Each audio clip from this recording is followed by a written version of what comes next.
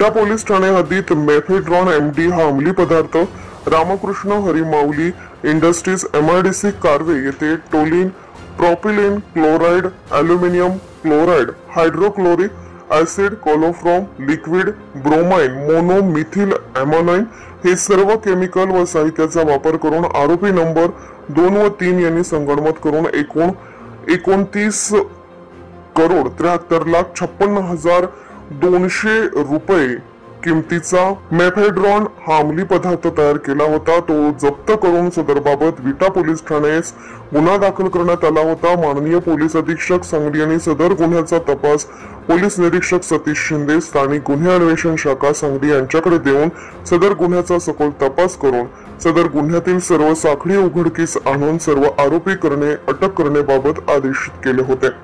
सदर सूचनेप्रमाणे पोलीस निरीक्षक सतीश शिंदे स्थानिक गुन्हे अन्वेषण शाखा सांगली गुन्ह्यातील अटक आरोपी क्रमांक 4 ते 5 यांच्याकडे सखोल तपास केला असता नमूद आरोपींनी तयार केलेला सदरचा मुद्देमाल हा आरोपी क्रमांक 8 व 9 यांनी तयार माल विक्री करत असल्याबाबत तपासात निष्पन्न झाले होते।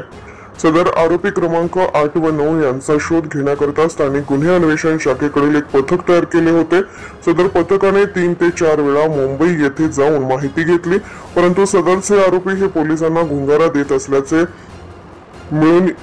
देत असल्याने मिळून येत नव्हते। पोलीस निरीक्षक सतीश शिंदे व त्यांच्या पथकास तांत्रिक माहितीचे विश्लेषण व गोपनीय बातमीदारामार्फत माहिती मिळाली की सदरचे दोन्ही आरोपी हे मुंबईतील वाकोला पोलीस ठाण्याच्या हद्दीत असल्याची माहिती मिळाली। त्याप्रमाणे नमूद पथकाने वाकोला मुंबई येथे जाऊन सापळा रचला असता नमूद गुन्ह्यात आरोपी नंबर 8 ते 9 हे मिळून आल्याने सदर आरोपींना तपास कामी ताब्यात घेतले। त्यानंतर त्यांना सांगली येथे आणून त्यांच्याकडे सदर गुन्ह्याच्या अनुषंगाने तपास केला असता त्यांचा सदर गुन्ह्यातील सहभाग निश्चित झाल्याने त्यांना दाखल गुन्ह्याच्या कामी अटक करून माननीय न्यायालयात हजर केले असता 4 दिवसांची पोलीस कस्टडी रिमांड माननीय न्यायालयाने मंजूर केले आहे।